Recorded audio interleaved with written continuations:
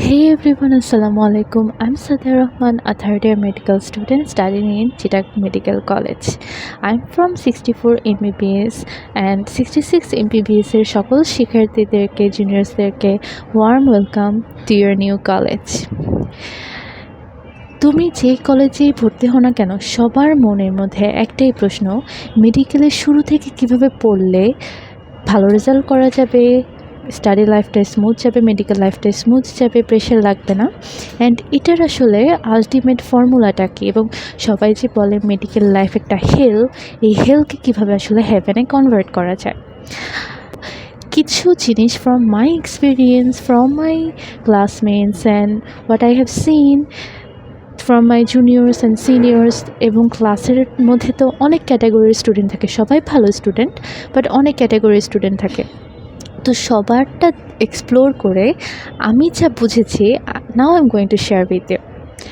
So let's start. So আমার কাছে মনে হচ্ছে তোমাদের 5th জুন থেকে মানে কালকে থেকে ক্লাস শুরু হতে, মানে কালকে পর থেকে ক্লাস শুরু হতে যাচ্ছে। The first thing you should do is explore your teachers, explore your friends, classmates. তুমি যখন একটা যুদ্ধে নামবা, যুদ্ধ করার সময় কিন্তু তোমার আসলে যুদ্ধের ময়দান সম্পর্কে একটা আইডিয়া থাকা উচিত।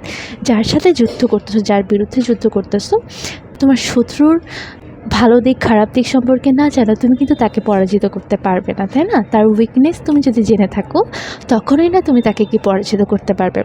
ঠিক তেমনি তুমি যদি আসলে ভালো রেজাল্ট করতে চাও, তুমি যদি যে কোনো ফিল্ডে থাকো, এটা সবার জন্য এক কথা, তুমি যদি ভালো রেজাল্ট করতে চাও অথবা তুমি স্টাডিতে স্মুথলি যেতে চাও, তাহলে তোমাকে কি করতে হবে? তোমাকে জানতে হবে তোমার পরীক্ষায় কী ধরনের কোয়েশ্চেন করবে, আইটেমের ভাইভাতে কী ধরনের কোয়েশ্চেন করবে, টার্মে কার্ডে রিটেন কী ধরনের হচ্ছে, প্রফে কী ধরনের কোয়েশ্চেন করবে, এবং টিচাররা কোন কোয়েশ্চেনের অ্যান্সার আসলে কীভাবে চায়। যেমন অ্যানাটমিতে টিচাররা চায় তুমি ছবি আঁকো, ফিগার আঁকো, হ্যাঁ শর্টকাটে ডাইরেক্ট অ্যান্সারটা লিখো। ফিজিওলজিতে চাই তোমাকে চার্ট করে লিখো, ফিজিও ফার্মাপ্যাথিগুলোতে চার্ট করে লিখতে বলে। অ্যান্ড খাতাটাকে নিট অ্যান্ড ক্লিন রাখো। টিচাররা কী চায় এটাও বোঝা। হ্যাঁ, কি হয়তো তুমি খুব অল্প লিখতেছো, গুছিয়ে লিখতেছো, তোমার মার্কস অনেক বেড়ে যাবে যে কিনা পৃষ্ঠার পর পৃষ্ঠা লিখে যাচ্ছে তার থেকে।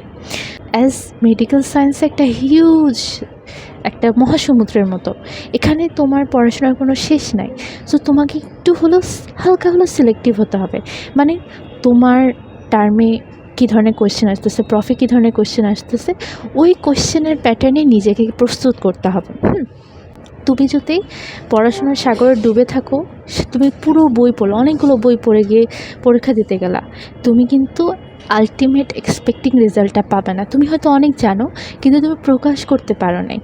তুমি ফার্স্ট 1 মাস নিজেকে এক্সপ্লোর করো, সব কিছুকে এক্সপ্লোর করো। এখন তোমার ব্যাটেল ফিল্ড সম্পর্কে যেটা মাস্ট জানা লাগবে, যেটা আগে বললাম যে এক্সাম সিস্টেম সম্পর্কে, দেন ভাইভা সিস্টেম সম্পর্কে। শুধু কি আমাদের মেডিকেল লাইফটা পরীক্ষার কেন্দ্রিক? না, আমাদেরকে কিন্তু পেশেন্টের এক্সপোজারেও আসতে হয়, পেশেন্টকেও হ্যান্ডেল করতে হয়। তাহলে পেশেন্টকে হ্যান্ডেল করার জন্য যতটুকু নলেজ তোমার থাকা উচিত, সেটাও কিন্তু পাশাপাশি তোমাকে পড়ে যেতে হবে। এখন হয়তো তোমার এত কিছু লাগতেছে না। ধরো তুমি যদি ফার্স্ট ইয়ার সেকেন্ড ইয়ারে প্রত্যেকটা অ্যানাটমির প্রত্যেকটা চ্যাপ্টারের নিটারের ছবিগুলো বারবার দেখে মাথায় গেঁথে ফেলতে পারো, এটা তোমার সারা জীবন কাজে লাগবে। থার্ড ইয়ারে উঠে সার্জারি ওয়ার্ডে কাজে লাগবে, ফিফথ ইয়ারে সার্জারি ওয়ার্ডে কাজে লাগবে, পরবর্তীতে যখন সার্জারি ক্যারিয়ার করবা তখনও কাজে লাগবে। কিন্তু হয়তো তুমি সময়ের অভাবে এই কাজটা করতে পারতেছো না, বাট একটু হলেও ট্রাই করতে পারো, রাইট? কারণ একটা না একটা সময় কি তোমাকে এটা দেখতেই হচ্ছে, পড়তেই হচ্ছে। সো কিছু জিনিস আছে হয়তো তোমার এই নিটার দেখে পড়াটা প্রফের জন্য ম্যান্ডেটরি না, প্রফে পাস করার জন্য ম্যান্ডেটরি না, বাট পেশেন্টকে হ্যান্ডেল করার জন্য ফিউচারের জন্য তোমার খুবই একটা ভালো সোর্স। সো তুমি এখন এটা পড়তে পারো। তার মানে শুধু যে ভাইবা দেন টার্ম প্রফ এগুলো কেন্দ্রে পড়তে হবে তা না। তোমার একটা পেশেন্টকে হ্যান্ডেল করার জন্য যে নলেজটা দরকার, তুমি এখন সেটাকে গেইন করবা, এখনই সময়। এখন দেখো, আমি হয়তো কন্ট্রাডিক্টরি কথা বলতেছি যে তোমাকে অবভিয়াসলি কোশ্চেন প্যাটার্ন অনুযায়ী সেভাবে পড়া উচিত, হ্যাঁ অযথা পড়ার সাগরে ডুবে থাকা উচিত না। আবার বলতেছি যে এই ধরনের মানে যেটা প্রফের জন্য ম্যান্ডেটরি না, তারপরেও তুমি নিটার অ্যাটলাস দেখো অথবা একটু ডেপথে যাও। হ্যাঁ, দুটাই তোমাকে করতে হবে। তাহলে তোমাকে বুঝতে হবে যে পরীক্ষার আগতে তুমি কখনোই বিদ্যাসাগর হইতে যাবা না। তখন তুমি সিলেক্টিভ করবা শুরুতে। এখন তোমার হাতে একটু হলেও সময় আছে। তোমার কিন্তু আইটেমে টপ করার দরকার নেই। আইটেমে টপ করে তুমি জীবনে অনেক টপ করবে এর কোনো গ্যারান্টি নেই। কিন্তু তুমি জাস্ট ধরো, এটা শুধু আমার কথা না, আমার ক্লাসমেটদেরও আফসোস যে তারা একটু আইটেমে ভালো করার জন্য করেছে কি, আইটেমের তো একটু সিলেক্টিভ পড়া থাকে, ওরা ওই সিলেক্টিভ পড়াটা ভালোভাবে চর্চা করে গিয়েছে যাতে করে টিচারের কাছে ভালোভাবে প্রেজেন্ট করতে পারে এবং আইটেমটা খুব ইজিলি পাস হয়ে যায়। কিন্তু তুমি যদি এই এফোর্টটা ওখানে দিতা যে তুমি তোমার জ্ঞানের ডেপথটাকে ক্লিয়ার করতেছো, হ্যাঁ জ্ঞানের ডেপথটাকে বেসিকটাকে ক্লিয়ার করতেছো। যেমন ফিজিওলজি জিনিসটা তুমি গাইড বই পড়েও পরীক্ষা দিতে পারো, মেইন বুক পড়ে নলেজ গেইন করেও পরীক্ষা দিতে পারো। বেশিরভাগই গাইড বই পড়ে পরীক্ষা থেকে, কারণ টাইমটা মেনটেন করা একটা ঝামেলা থাকে। বাট তারপরেও তুমি যদি একটু কষ্ট করে টাইমটা বের করে ফিজিওলজির প্রত্যেকটা পড়া ফার্স্টে, পরীক্ষার আগে বলতেছি না, মানে মেইন পরীক্ষার আগে বলতেছি না, শুরুতে যদি একটু পড়ে যাও, এই নলেজটা তোমার সারাটা জীবন কাজে লাগবে। ফিজিওলজির ডেপথ চার্ট যত ভালো, ফার্মা, প্যাথো, মেডিসিন সব কিছু তার জন্য অনেক বেশি সহজ হয়ে যায়। এবং তুমি যতই দিন যাবে অবভিয়াসলি ততই তোমার কাছে সময় কমতে থাকবে, তোমার রেসপন্সিবিলিটি বাড়বে, তোমার পড়াশোনা বাড়বে, কাজ বাড়বে। তখন কি তুমি এগুলো পড়বা? সো এখন একবার পড়ে ফেলো না, এখনই একটু সময় আছে, একবার পড়ে ফেলো, জ্ঞানটা অর্জন করে ফেলো। হয়তো তোমার মনে থাকবে না, তোমার কিন্তু তুমি কখনো এটা চিন্তা করবা না। যখন তুমি জ্ঞান অর্জন করবা তোমার মাথায় এটা মনে রাখার কোনো দরকার নেই যে তোমার এটা মনে রাখতে হবে। হ্যাঁ, এই প্রেশারটা তুমি দিবা না। হয়তো যেটা পরীক্ষায় জিজ্ঞেস করবে বা টার্মের জন্য প্রফের জন্য লাগবে, এক্সাম বেসড পড়াশোনা, ওইটা তুমি প্রেশার দিতে পারো যে হ্যাঁ মনে রাখতে হবে। বাট বাকিটা এক্সট্রা যেগুলো পড়তেছো এগুলো তোমার নলেজের জন্য পড়তেছো, যাতে করে তোমার পরবর্তী স্টেজটা, পরবর্তী ধাপটা সহজ হয়। যেমন আমরা পালসটা কোনো মতে পড়ে গেছিলাম, কিন্তু সেই পালসে এখন এসে আমার আরও ডেপথে পড়তে হচ্ছে। তখনও সময় ছিল না, এখনও সময় নেই। বলতে গেলে তখন আরও বেশি সময় ছিল, এখন আরও কম সময়। এখন পালসটা তো পড়তেই হচ্ছে, সে তো আর পিছু ছাড়েনি। তার মানে তুমি কোনো পড়াটাকে না ছেড়ে দিও না। এটা আছে টার্মে নাই, প্রফে নাই, তাই বলে এটাকে ছেড়ে দিও না। এই নলেজটা কিন্তু তুমি একবার হলেও একটু দেখে যাও। পরবর্তীতে গিয়ে তোমার হয়তো মনে থাকতেছে না, বাট পরে যখন তুমি আবার পড়বা, কারণ এই পড়াগুলো সারা জীবন পড়তে হবে, পোস্ট গ্র্যাজুয়েশনের সময় গিয়েও পড়তে হবে, তখন একবার ঝালাই করলে খুব সহজে তুমি বুঝতে পারবা। You should take guidelines from your seniors.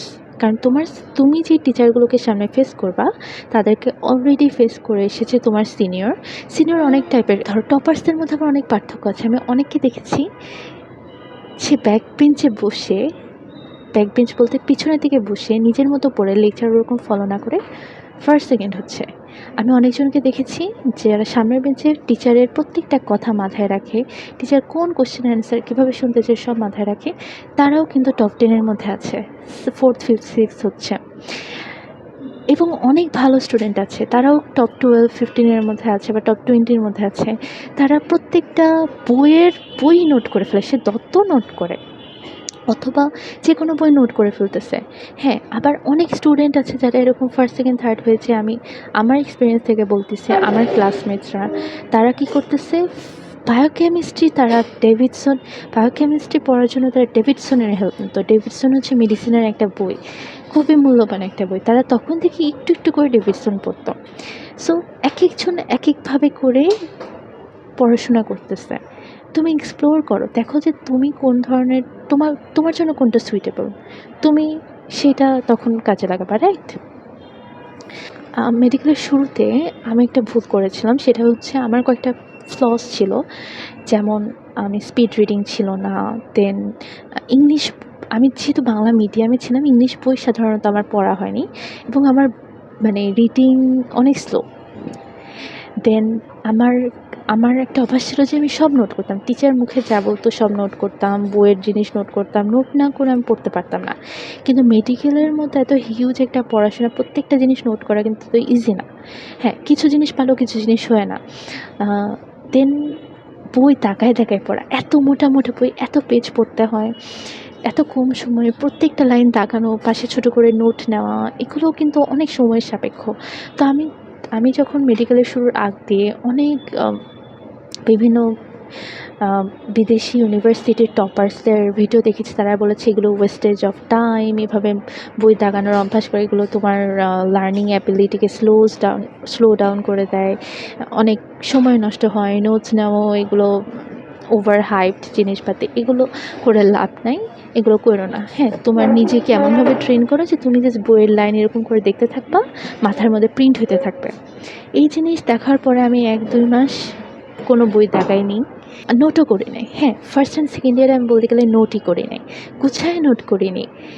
সব কিছুতে করে যেটা হয়েছে যে এরকম আউটকাম চাচ্ছিলাম সেরকম হয় নাই, কারণ আমি এইভাবে অভ্যস্ত না, আমি নোট করে করে অভ্যস্ত। সো আমি যেহেতু একটা নতুন জিনিসের সাথে অ্যাডাপ্টেশন করতেছিলাম, আমি পাশ করেছি ঠিক আছে, বাট আমি আউটপুট ভালো পাইনি। হ্যাঁ, আমার আউটপুট ভালো হয়নি। বাট আমি এখন থার্ড ইয়ারে উঠে আমি আগে যেভাবে পড়তাম আমি সেটা আবার শুরু করেছি। I know it's tough, it's a wastage of time, অনেক অনেক সময় লাগে নোটস করা, মেইন বুক দাগায় দাগায় পড়া, প্রত্যেকটা লাইন, ক্লাসের প্রত্যেকটা কথা তোলা, এগুলো সময় লাগে। বাট আমি তো অভ্যস্ত, আমি তো এভাবেই পড়তাম, এবং এভাবে পড়ার কারণে আমার যেটা হয়েছে, পরীক্ষার আগের দিন দেখেছি আমার পড়াটা অনেক সহজ হয়ে যায়, বিকজ আমার ব্রেন এভাবেই অভ্যস্ত, তাই না? এটাই আমি অনেক স্পিডে পড়তে পারি। হ্যাঁ, এটাই আমার স্পিড হয়, আমি প্রত্যেকটা জিনিসের নোট করতে পারি, টিচারদের কথাও নোট করতে পারি, বই দাগে বইয়ের নোট করতে পারি। এটা থেকে আমি বলতে চাচ্ছি, never change your study style overnight. রাতারাতি কোনো মনীষীর কথা শুনে তোমার পড়াশোনার স্টাইলটাকে চেঞ্জ করো না। যদি হ্যাঁ করতেই হয় আস্তে আস্তে করো, যে হ্যাঁ আমি আস্তে আস্তে আমার রিডিং স্কিল বাড়াচ্ছি, এবং আমি এমনভাবে নিজেকে তৈরি করতেছি যে আমি রিডিং পড়লেই সেই কথাগুলো আমার মাথার মধ্যে প্রিন্ট হয়ে যাচ্ছে, আমি ওইভাবে তাকাতাকি করে সময় নষ্ট করা লাগতেছে না। বাট এটা একটা সময় সাপেক্ষ ব্যাপার, এটা রাতারাতি করতে যেও না, এটার আউটকাম ভালো না। সবার একটা প্রশ্ন থাকে যে প্রতিদিন কত ঘন্টা পড়া উচিত। প্রতিদিন কত ঘন্টা পড়া উচিত, এই প্রশ্নের উত্তর আমি দেবো, তোমার যতক্ষণ পড়া শেষ না হয় তুমি পড়বা। তোমার মাথায় কী থাকা উচিত? হ্যাঁ, try to study daily. Daily তুমি কী কী করবা, তোমার লেকচারে যা পড়ানো হয়েছে সেটা একটু রিক্যাপ করলা, পরের দিন লেকচারে যেটা পড়ানো হবে সেটা আগে থেকে একটু পড়ে গেলা, প্রিভিয়াস লেকচারে যা হয়েছে সেটা একটু পড়ার চেষ্টা করলা। বাট এই প্রত্যেকটা জিনিস কিন্তু প্রায়োরিটির ভিত্তিতে হবে। দেন তোমার টিউটোরিয়াল ক্লাসে কোনো আইটেম থাকলে সেই আইটেমের পড়াটা প্রায়োরিটির সব থেকে টপ লিস্টে যাবে, সেটা আগে শেষ করবা। সো সব কথার এক কথা, পড়া যতক্ষণ শেষ না হয় পড়তে থাকো। অযথা আলসেমি করে যে না আজকে পড়বো না, কালকে পড়বো না, পরের দিন থেকে পড়া শুরু করবো, নেক্সট দিন দুপুর থেকে পড়া শুরু করবো, এইসব আলসেমি করো না। তোমার যদি রিয়েলি রিল্যাক্সেশন দরকার হয়, if you are really exhausted, you need to take rest, please take rest.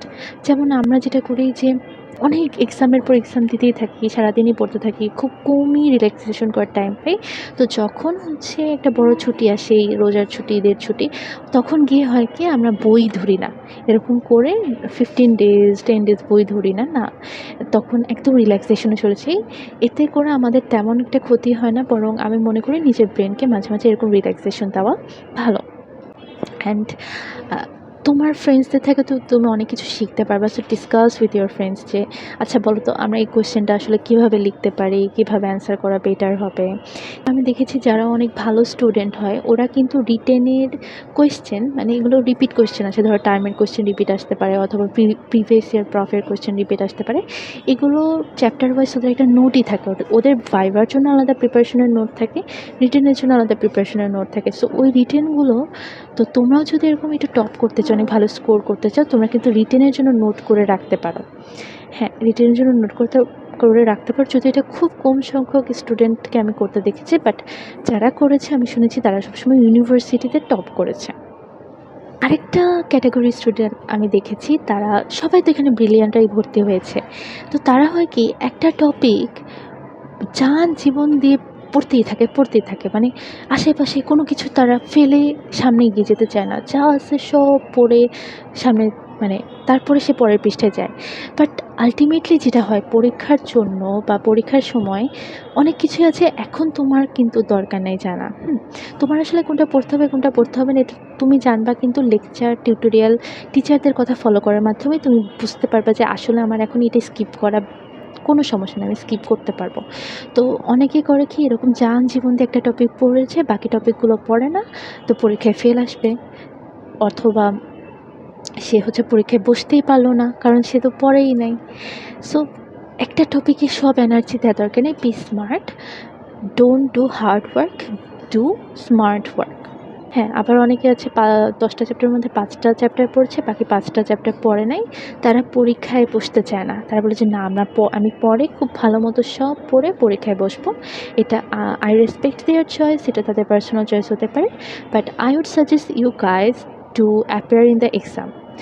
এক্সামের মাধ্যমে তুমি যেটা শিখবা, তুমি ধরো হয়তো ফেলই করলা, তুমি পরীক্ষায় হয়তো কিছু লিখতে পারলা না, বাট এক্সাম দিলে তুমি তোমার মধ্যে যে ম্যাচিউরিটিটা আসে, যে অভিজ্ঞতাটা আসে, সেটা তুমি কিন্তু অন্য জায়গা থেকে পাবা না।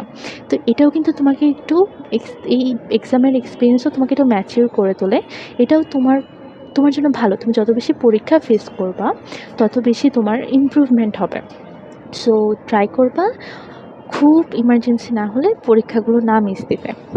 ফর ফরেনার্স, যারা ফরেনার্স তারা প্লিজ বাংলাটা আস্তে আস্তে শিখে যেও। এক তো আমাদের টিচাররা বাংলায় ক্লাস নেয়, কারণ হচ্ছে ধরো বাংলা মানে নিজেদের ভাষায় একটা জিনিস বোঝানো, গল্প করে পড়ানোর সহজ। হ্যাঁ, যদিও স্লাইডে সব কিছু ইংলিশে লেখা থাকে, আমাদেরকে ইংলিশে প্রশ্ন করা হয় বা ইংলিশে আমরা লিখি, তবুও বাংলাটা তোমরা শিখে ফেলো। কারণ থার্ড ইয়ারে উঠেই তোমরা হচ্ছে পেশেন্টের সাথে ডাইরেক্ট ডিল করবা, and you must need to know Bangla. আমার কাছে মনে হয় মেডিকেল লাইফে ভালো রেজাল্ট করার জন্য দুটো জিনিস কাজ করে। একটা হচ্ছে তোমার প্রচেষ্টা বা তুমি যে স্মার্ট হার্ড ওয়ার্ক করতেছো, অ্যান্ড আরেকটা হচ্ছে সৃষ্টিকর্তার সাহায্য। সো আমার কাছে মনে হয় তোমার পরিশ্রম হচ্ছে 49% অ্যান্ড লাক হচ্ছে 51%। তাহলে কি আমরা পরিশ্রম করবো না? না, তোমাকে পরিশ্রম কিন্তু ওই 100%ই করতে হবে। বাট এটা মনে রাখো, তুমি ভালো রেজাল্ট করবা কি করবা না এটা ডিপেন্ড করবে তোমার লাকের উপর। কারণ 49% তোমার পরিশ্রম, 51% তোমার লাক। বিকজ তোমার ওই দিন শরীর ভালো নাও থাকতে পারে, তোমার মন ভালো না থাকতে পারে, টিচার ভালো না পড়তে পারে, সেম টিচার তোমার ক্ষেত্রে খারাপ হতে পারে, তাই না? তোমার কাছে তুমি ভালো রেজাল্ট করবা কি না এই জিনিস তোমার হাতে নাই। এমন হতে পারে তোমার খাতাটা এমন একজন টিচারের কাছে পড়লো, তার ওই সময় মেজাজটা অনেক খারাপ, তোমার রেজাল্ট খারাপ হয়ে গেল। এবং অনেককে আমি দেখেছি ভাইভাতে খুবই কঠিন টিচারকে ফেস করে ধরো 10-এ 7 পেল।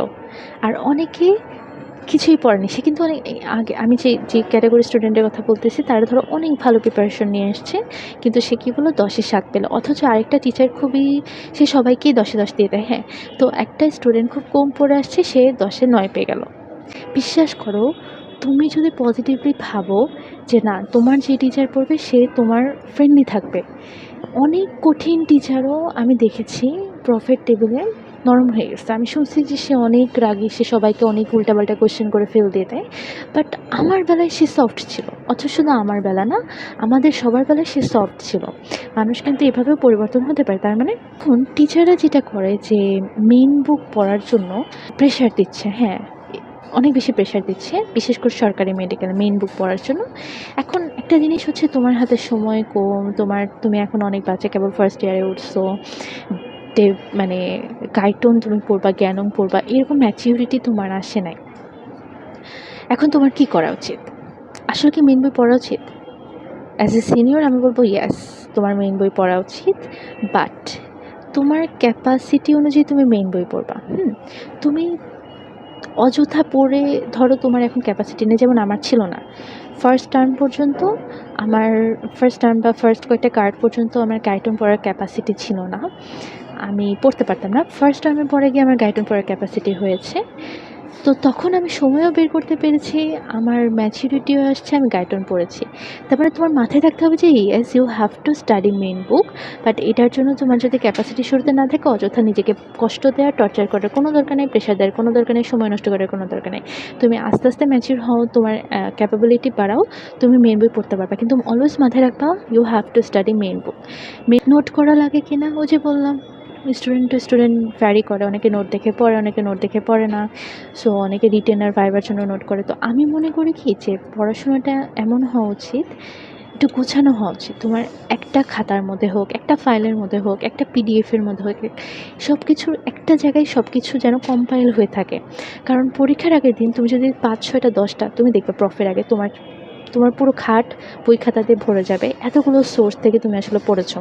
হয়তো একটা জিনিস দেখা গেছে যে ওই বই থেকে পড়ছি, বা ধরো একটা টপিক, ধরো এন্ডোক্রাইন, গাইডন থেকে কিছু পড়ছি, গাইড থেকে কিছু পড়ছি, লেকচার নোট থেকে কিছু পড়ছি। হ্যাঁ, এরকম অনেকগুলো সোর্স আছে। যদি এরকম বিচ্ছিন্ন সোর্স থাকে, পরীক্ষার আগের দিন রাতে তুমি অনেক প্যারা খাবা, তোমার অনেক বেশি প্রবলেম হবে। সো তোমার যেটা করা উচিত, শুরু থেকে এখন থেকে তুমি নিজে নোট করো আর না করো, অ্যাটলিস্ট তুমি লিখে দাও পাশে যে হ্যাঁ আমি এন্ডোক্রাইনটা লেকচারের ওই স্লাইড থেকে পড়েছি, বা আমি এন্ডোক্রাইনটা মেইন বুকের এই স্লাইড থেকে পড়ছি। এগুলো যেন একটু লিখে থাকে, একটু গুছানো থাকে। তোমার পরীক্ষার আগের দিন যদি তুমি দেখো তোমার জাস্ট একটা জিনিস পড়তে হচ্ছে, তোমার খুশির সীমা থাকবে না, তোমার রিভিশনও অনেক ফাস্ট হয়ে যাবে। সো সবসময় পড়াশোনাটাকে একটু কম্পাইল করার চেষ্টা করবা, গুছানোর চেষ্টা করবা। হ্যাঁ, পড়াশোনা তুমি করলেই কিন্তু হয় না। অনেকের যেমন প্রেজেন্টেশনের কোয়ালিটিটা একটু কম থাকে। আমি যদিও ইউটিউবিং করি, আমি অনেক বেশি পাবলিক স্পিকিং করেছি, অথবা আমার ছোটোবেলা থেকে এগুলো নিয়ে কোনো প্রবলেম হয়নি, ইংলিশ নিয়ে প্রবলেম হয়নি, তারপরেও আমি ফার্স্ট সেকেন্ড ইয়ারে ভাইভা বোর্ডে অনেক বেশি মানে নার্ভাস থাকতাম। আমি ইংলিশ কি বাংলায় ঠিকমতো বলতে পারতাম না, এরকম একটা অবস্থা। হ্যাঁ, সব ভুলে যেতাম, পুরো মাথা ব্ল্যাঙ্ক হয়ে যেত। সো এগুলো কী হবে, প্রেজেন্টেশন শুধু পড়লেই হবে না, প্রেজেন্ট করার প্র্যাকটিসটাও করতে হবে। হ্যাঁ, ভালো রেজাল্ট করার জন্য প্রেজেন্টেশন করার প্র্যাকটিস করতে হবে, and practice makes a man perfect. এখন প্রফের সময় যেহেতু একটা অনেক অনেক লম্বা হয়, পুরো প্রফটা ফার্স্ট ইয়ারে এবং ফিফথ ইয়ারের প্রফটা অনেক সময় ধরে হয়, অনেক ফ্রাস্ট্রেটিং লাগে ওই সময়টা, ধৈর্য থাকে না, এত পড়া, আবার একই পড়া বারবার পড়তে হচ্ছে। তো সব মিলিয়ে মেন্টাল হেলথ ওই সময় ঠিক থাকাটা খুবই জরুরি। প্রফের সময় যেন এই প্রবলেমগুলো না হয়, নিজের ব্রেনকে রিল্যাক্স করতে হবে, মেডিটেশনটা করতে হবে, অথবা একটু এক্সারসাইজ করতে হবে। তুমি কোন কোর্স কিনবা, তুমি কোন বই ফলো করবা, তুমি কিভাবে পড়বা, কোন নোটস করবা কি করবা না, আমি যে এতগুলো কথা বললাম কোনটা ফলো করবা কি করবা না, you must build enough confidence, you should make yourself more mature, যাতে করে তুমি নিজের ডিসিশনটা নিজে নিতে পারো, এবং ওটাই তোমার জন্য ভালো হবে। হ্যাঁ, অ্যান্ড মেন বুকের ব্যাপারে যেটা বলেছি, যে টিচার যাই বলো, তোমার ক্যাপাসিটি এবং টাইম অনুযায়ী তুমি মেন বুক পড়বা, রেগুলার আইটেম ক্লিয়ার করে ফেলবা, লাস্টের দিকে আইটেম জমা থাকলে অনেকে এটা প্রেশার ফিল করে। অ্যান্ড অনেকে হচ্ছে ফেল হয়। হ্যাঁ, অনেক পড়ার পরে হচ্ছে ফেল হয়, সাপ্লিমেন্টারি এক্সাম দিতে হয়, তখন তার হয়তো কনফিডেন্সটা অনেক ডাউন হয়ে যায়। বাট বিলিভ মি, যারা সাপ্লিমেন্টারি পরীক্ষায় বসে, সাপ্লিমেন্টারিগুলো সাধারণত প্রফেট ঠিক আগ দিয়ে হয় বা পরে হয়, তো যারা সাপ্লিমেন্টারি পরীক্ষায় বসে, ওদের ওই টপিকটায় দক্ষতা ওদের থেকে ভালো হয় যারা একটানে পাশ করছে। যেমন আমি সেগুলোতে একটানে পাশ করছি, আমি অনেক আগে পড়ছি, পরে রিভিশন দিয়ে ভুলে গেছি। বাট যাদের সাপ্লিমেন্টারি হয়, ওরা বারবার রিভিশন দিয়ে ওদের পড়াটা একদম মাথার মধ্যে তাজা থাকে। হ্যাঁ, আমার মতো পুরনো হয়ে যায় না। সো সাপ্লিমেন্টারি যদি তোমার আসেও, তুমি হতাশ হবে না। এতে করে কি হবে, এতে করে তোমার জন্যই ভালো। সাপ্লিমেন্টারি পরীক্ষাটা তো সাধারণত একটু ইজি হয়, তো এটা নিয়ে চিন্তা করার কিছু নেই। যখন সাপ্লিমেন্টারির জন্য তুমি বারবার পড়বা, তুমি প্রফের জন্য আরও দ্বিগুণ প্রিপারেশন ভালো হবে তোমার। তো এটার জন্য মন খারাপ করার কোনো দরকার নেই। অ্যান্ড মাস্ট তুমি ডিজিটালি হোক, ফাইলে হোক, যেভাবেই হোক, সবগুলো পড়াকে একটা জায়গায় কম্পাইল করার চেষ্টা করবা, তাহলে তোমার প্রফটা অথবা ফাইনাল পরীক্ষাটা ইজি হয়ে যাবে। Okay, so thanks for watching, that's all, see you in the next video, tata.